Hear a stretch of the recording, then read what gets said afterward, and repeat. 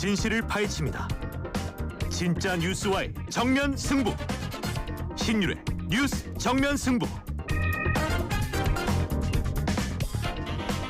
신율의 뉴스 정면 승부 2부 시작하겠습니다. 오늘 2부 정면 인터뷰인데요. 지금 스튜디오에 있는 더불어민주당 전용기 의원 나와 계십니다. 안녕하십니까? 네, 반갑습니다. 전용기입니다. 예, 이재명 대통령이 1박 3일 G7 네. 정상회의를 하고서 이제 귀국을 했는데 어떻게 평가하십니까? 저는 굉장히 훌륭히 수행하고 왔다. 그러니까 짧은 시간이라서 굉장히 많은 언론이나 국민들께서 걱정하시지 않았습니까? 그래도 굉장히 실용적이고 국익을 위한 외교를 하고 왔다. 이렇게 평가합니다. 기본적으로 많은 국가에서 그러니까 전 세계에서 대한민국을 걱정했던 상황이 12.3 계엄 이후에 민주주의 회복 과정 아니겠습니까?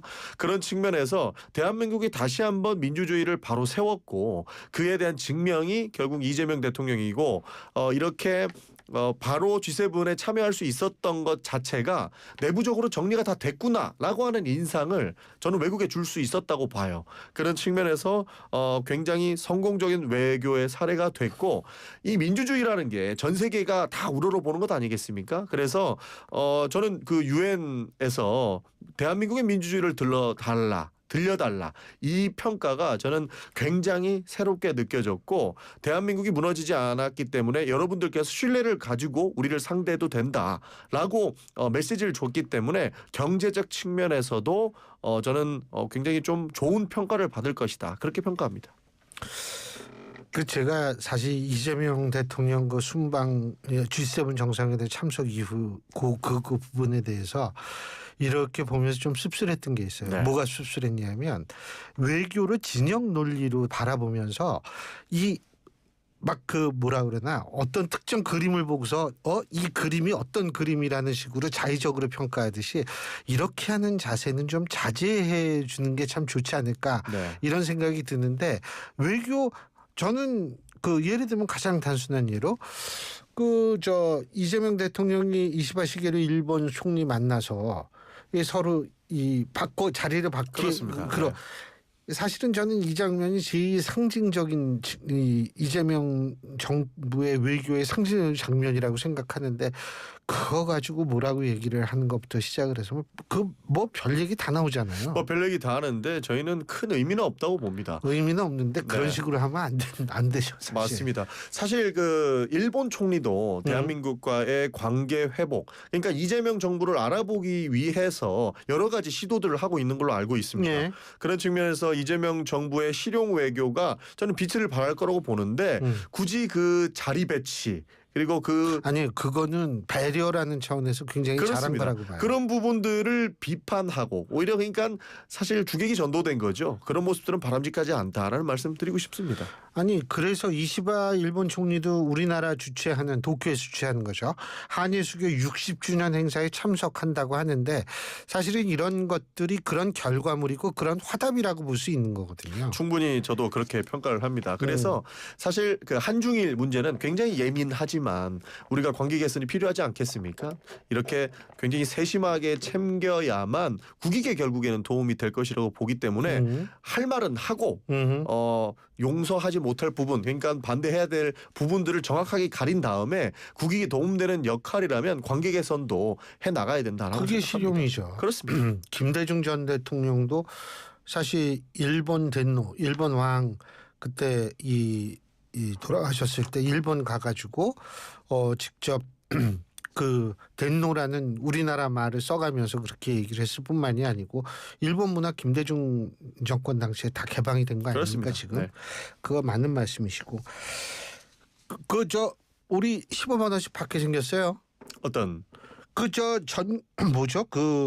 이 민생회복지원금 예. 이제 주기로 하는 거 아니에요? 그렇습니다. 거의 지금 안이 발표가 됐고 3단계에 걸쳐서 이렇게 평가를 해서 준다고 하는데 15만 원이 결국에는 지역 화폐로 될 걸로 저는 알고 있습니다. 그래서 경제가 돌아갈 수 있는 원동력이 되지 않을까 기대하고 있습니다. 지역 화폐는 돈으로 주는 게 아니기 때문에 네. 그죠? 이거는 쓰지 않으면 그냥 휴지 조각이 되는 거니까 그렇습니다. 써라 이 말씀이라는 그렇습니다. 거죠. 그러니까 그게 코로나 지원금하고 다른 거죠. 그렇습니다. 현금으로 지원이 되지만 이것이 결국에 쓰지 않으면 지역에서 그러니까 소상공인 자영업자들 그러니까 집 앞에 식당 가서 쓰지 않는다면 이것은 소멸되는 내용이기 때문에 막 이렇게 쟁겨놓는다든지 그런 뭐 부작용은 없을 것이다. 그래서 여러분들께서 많이 오해를 좀 안 하셨으면 좋겠어요. 그냥 현금성 지원 그러니까 헬리콥터 머니인지 아니면 지역 카페를 통해서 실제로 자영업자들 그리고 일반 국민들에게 도움이 되는 금액인지 이런 부분들을 정확하게 구분하고 실제로 소비 진작을 통해서 경제 부양에 우리가 같이 역할을 하고 있다라고 하는 그 국가적 관을 좀 가졌으면 좋겠다는 생각이 있습니다. 아니 그러고 저기 뭡니까?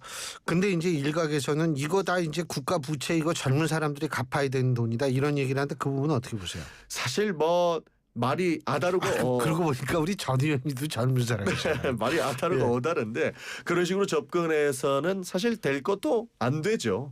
그래서 이제 세수 확보라고 하는 측면에서는 여러 가지 지금 대한민국 역사적으로 과오도 있었지 않습니까? 여러 가지 정권을 거치면서 문재인 정부에서도 있었고 윤석열 정부에도 있었으니까 단순히 지금 이제 정권이 시작했는데 또 그 과오 따지고 서로 비난만 할 게 아니고 이제는 어떻게 하면 풀어나갈지를 조금 더 세심하게 들여다봐야 된다. 그런 측면에서 야당도 저는 협조해서 경제 부양만큼은 우리가 좀 달려나가야 되지 않을까 싶습니다. 그 IMF가 추산을 했는데 2029년이면 우리나라가 4만 불이 된다라고 얘기를 하더라고요. 네. 2029년을 보니까 이명박 정부 마지막 해가 2029년이더라고요. 네. 그죠? 그래가지고 하여간 그렇게 됐으면 좋겠다. 예? 아직 2029년이라고 말씀하셔가지고. 네. 맞죠? 2020. 그러니까 마지막 그 다음 해 대선이 있으니까. 네. 그죠? 그래가지고 제가 이제 그런 생각을 한번 해봤는데 그렇게 됐으면 참 좋겠다는 생각이 들어요. 근데 갑자기 그 민생회복 쿠폰 있잖아요. 네. 담배도 살 수 있는지 모르겠네. 그거는 제가 알고 있는 재난지원금이라면 사실 사용할 수 있을 겁니다. 예. 그러니까 아니 그게 사용 못하는 것도 있어요. 온누리 상품권 같은 거 그거 안 될 거려 아마. 온누리 상품권 같은 경우에는 이제 예. 정해져 있는 내용인데 예. 민생회복지원금 같은 경우에는 본인이 사용하고자 하는 사용처에서는 웬만하면 다 쓸 수 있습니다. 그러니까 헬리콥터 머니처럼 쟁겨놓거나 예. 이렇게 뭐 악의적으로 무언가 할 것이다라고 하는 정도만 빼놓고 경제 부양을 할 수 있는 그러니까 돈이 돌게 하는 데는 큰 역할을 할 수 있게끔 그런 거에 제한은 없는 걸로 알고 있습니다. 자 그리고 우리 전용기 의원님이 김민석 총리 후보자 인준청문회의 청문위원이시죠. 그렇습니다. 예. 근데 그 인준청문회 이게 이제 사실은 인사청문회하고 다른 게 인준청문회는 국회의 동의를 얻어서 통과가 돼야 되는 거 우리가 인준이라고 얘기를 하고 인사는 뭐 그냥 해가지고 청문 보고서 채택되고 뭐 그냥 임명하는 건데 자 이틀 하죠. 그죠? 그렇습니다. 그러면은 뭐 이 테마별로 나눕니까? 첫날은 무슨 얘기, 둘째 날은 무슨 얘기 그런 건 아니에요? 꼭 그렇지는 않습니다. 사실 그 인사청문회 기간이 짧기 때문에 예. 총리 같은 경우에는 더 넓혀야 된다라고 예. 해서 과거 막 3일 했던 경우도 있습니다. 그래서 이틀을 하는 것으로 했고요. 사실 지금 이 논의가 되는 부분들은 증인 신문은 언제 할 것인가 이 부분이 있습니다. 그래서 유력하게 거론되는 것이 마지막 날에 그러니까 원래 증인 신문을 하기 위해서 증인 채택 후 5일이 지나야 되거든요. 그래서 만약에 내일 그 증인 채택이 되면 25일 날 증인 신문을 할 수 있어서 테마가 나눠져 있다고 한다면 첫날에는 정책 질문이라든가 도덕성 검증이 위주가 될 것이고 둘째 날에는 증인을 불러놓고 또 신문을 할 수 있는 시간이 있다. 이렇게 보시면 좋을 것 같습니다. 증인은 어떻게 그 합의가 됐습니까? 아직 안 됐습니다. 아직 안 됐어요. 어저께도 청문 보고서라든지 뭐 이런 그 자료 요구권에 대해서는 채택이 됐고요. 증인 신문은 조금 전까지 3시, 4시에도 회의가 열릴 수 있다라고 간사 간에 협의가 됐었는데 결국 불발됐고요. 아마 내일까지 넘어가야 될 것 같습니다. 근데 최대 변수는 내일 10시에 국민의힘 의원총회가 있는 것으로 알고 있습니다. 예. 거기에서 어떠한 의사가 나올지 궁금한 상황인데요. 아직까지 이 증인에 대한 협의가 되지 않았습니다. 국민의힘 쪽에서는 김민석 총리 후보자의 전 부인 되시는 분은 뭐 증인으로 부르겠다 뭐 그러는데 여러 가지 이유는 되지만 네. 사실은 너무 너무 개인적인 사안에 대해서 파고 들어가는 거 아니냐라는 얘기도 있기는 있더라고요. 그렇습니다. 국민의힘에서는 그 채무 관계에 있었던 사람 대부분과 그 아들의 유학비를 냈다고 하는 전 부인을 이렇게 증인으로 신청하려고 하는데요. 채무 관계에 있었던 부분에 대해서는 어느 정도 동의하는 부분이 있습니다. 그것은 이제 협의를 좀 하고 있는 단계인데 저는 전부에 대해서는 절대 동의할 수 없다라는 입장을 간사에게 전달했습니다. 그러니까 전부라는 거 예를 들면은 지금 인정하는 부분은 어떤 부분이세요? 그러니까 여러 건의 채무 관계가 있다라던가 예. 과거에 뭐 정치자금과의 연관성이 있다던가 이런 부분들은 사실 안 물을 수 없는 부분 아니겠습니까? 그래서 거기에서 해당되시는 분들은 사유가 있다라고 해서 제안을 하고 있는데 국민의힘과 협의가 잘 안 되고 있는 거죠. 그리고 전 부인 같은 경우에는 사실 저는 어제 입장을 밝혔습니다만 갈라서면 이미 남 아니냐. 근데 남까지 불러가지고 그렇게 증인 신문을 해야겠느냐. 사실 이것은 통상 사회 통념상으로도 이해할 수가 없죠. 전부인까지 인사청문회 부른다라는 게 사실 뭐 가족은 아니다 뭐 이런 이야기도 있는 것 같은데 말도 안 되는 겁니다. 이게 우리가 지켜야 될 선을 국회에서 너무 넘어가 버리면 안 된다라고 보는 거예요. 네. 그 지금 국민의힘 쪽에서 하는 게 버는 돈보다 쓴 돈 많다고 어떻게 보세요? 뭐 이게 저도 굉장히 좀 의아했던 것이 국민의힘 주장만 보면 그렇게 볼 수 있다고 봅니다만 뭐 예를 들어서 교회 현금을 왜 이렇게 많이 냈냐. 뭐 교회 현금을 한 2억 가까이 냈다 이렇게 보지 않습니까? 그런데 이게 기간이 있고 쪼개서 낸 걸로 저는 알고 있거든요. 그런 교회 것들을 나가시는구나. 그래서 이분이. 뭉퉁이로 묶어가지고 몇 억 내고 예. 얼마 냈고 이래서 네가 번 돈보다 낸 돈이 더 많은 거 아니냐 이렇게 주장하는 거는 사실을 호도할 수 있습니다. 이 진실 관계에 대해서는 아마 후보자가 직접 제가 알기로는 주말 중에 그리고 청문회가 열리기 전에 자료까지 정리를 해서 업로드해서 해명을 하고 소명을 하신다고 하거든요. 그 부분 보면은 저는 일정 부분 소명이 될 것이라고 봅니다. 그리고 저 민주당 내에 무슨 법 제도 정비도 필요하다 이런 얘기 아까 올라오면서 엘리베이터 안에서 잠깐 본 것 같은데 뭘 정비하는 거지? 그러니까 뭐 과거부터 나왔던 내용입니다. 청문회. 그러니까 뭐 외국처럼 정치 선진국처럼 도덕성 검증과 정책 검증은 나눠서 해야 되는 것 아니냐. 그러니까 뭐 선례로 정치권에서 우리가 청문회라고 하면 맨날 저 사람의 비리해가지고 나쁜 짓 한 것처럼 그 사람을 매도하는 형태의 청문회 아니었습니까? 그러나 정치 선진국 같은 경우에는 정책 검증은 공개로 하고요.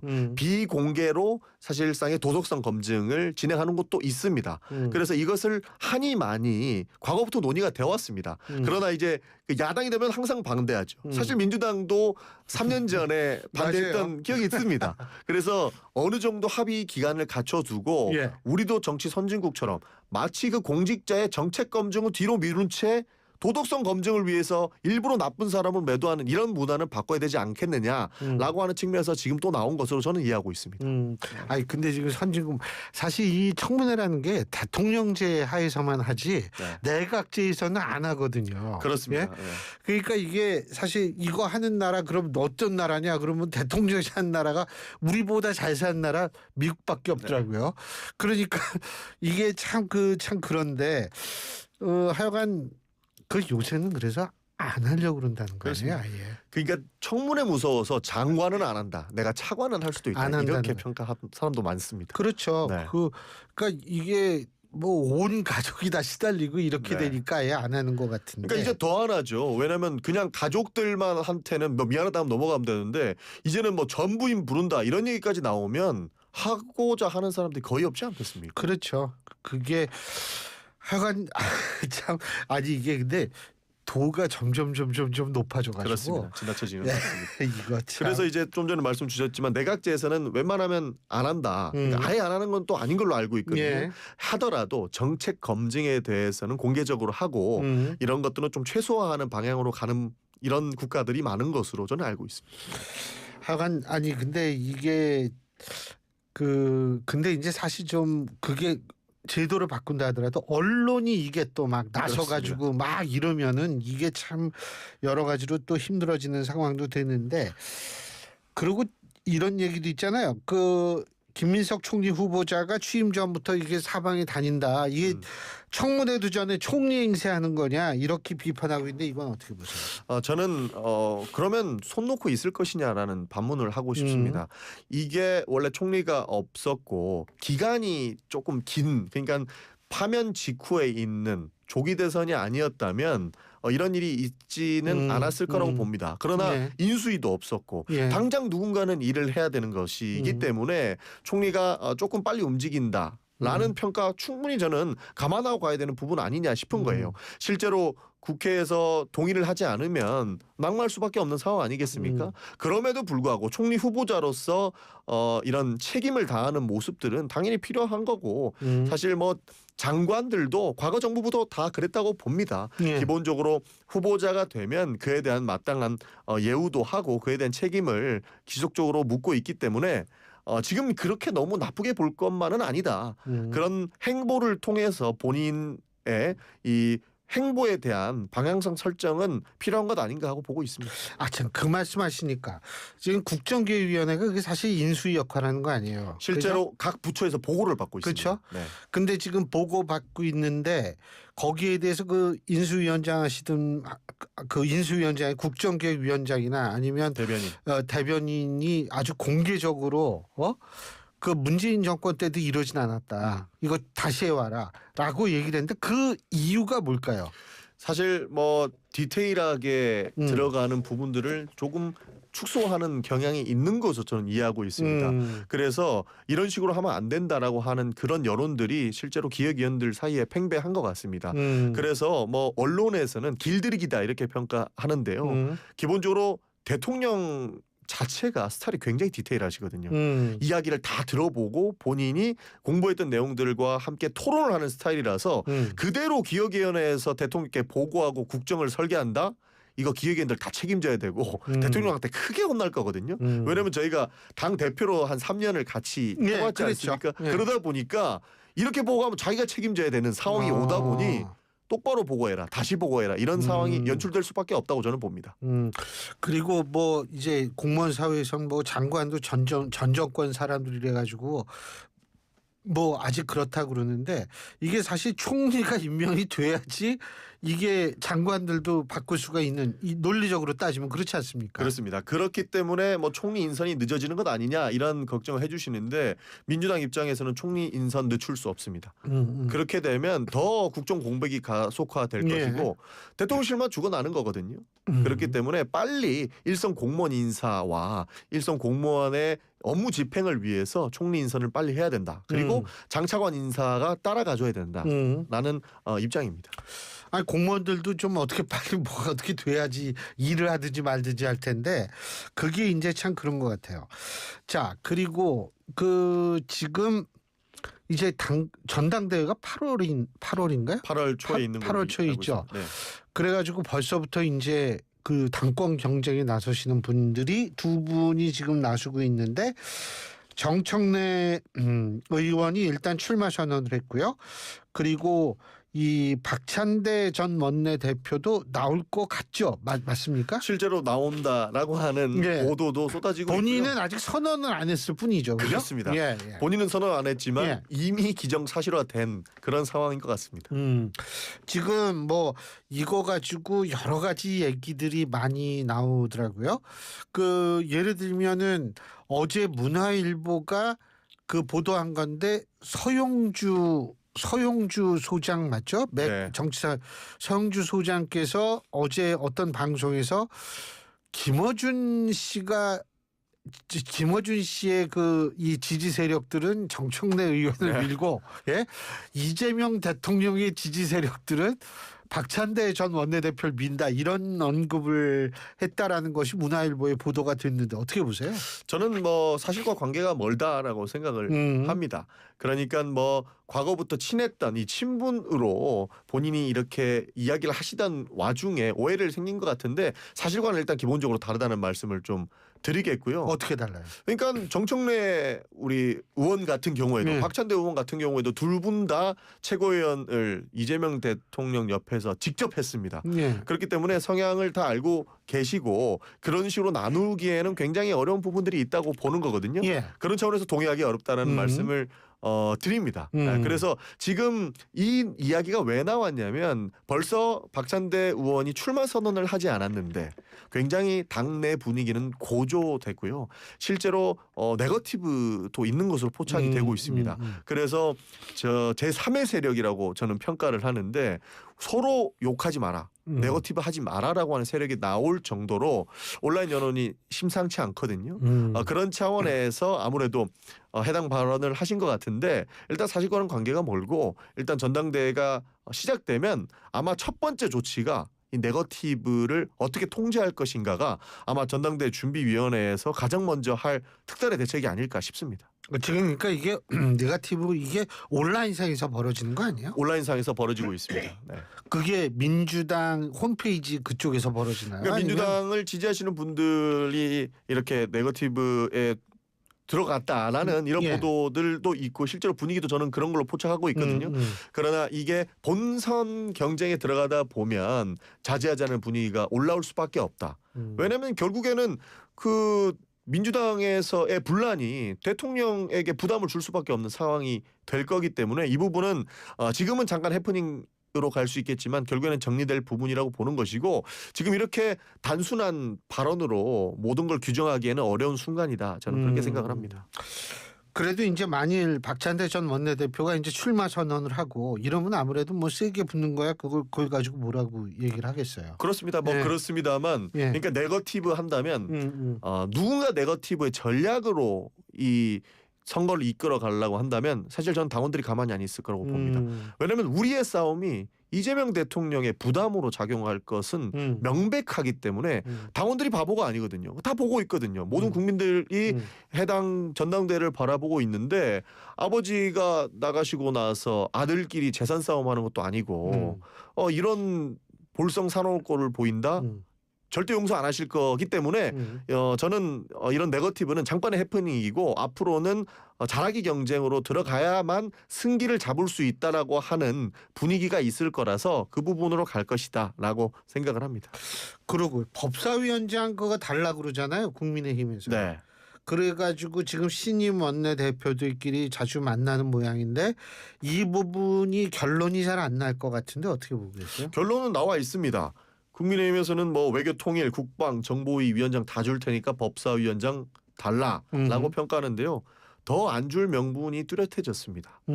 이렇게 많은 상임위원을 포기할 정도로 법사위를 가져오겠다라고 하는 것은 명백하게 국정 운영을 방해하겠다라고 하는 것이고 이 사법부에 대한 내용들을 쥐고 있으면서 결국에는 여러 가지 그 지금 내란 종식 행위를 해야 되는 것을 방해하겠다라고 하는 선언적 의미로 저는 의심을 하고 있거든요. 그런 측면에서 법사위원장을 더 줄 수 없는 것이고 국회 차원에서도 모든 법은 체계자구심사가 법사위에서 일어나기 때문에 법 또한 통과시키지 않겠다고 하는 것으로 읽힙니다.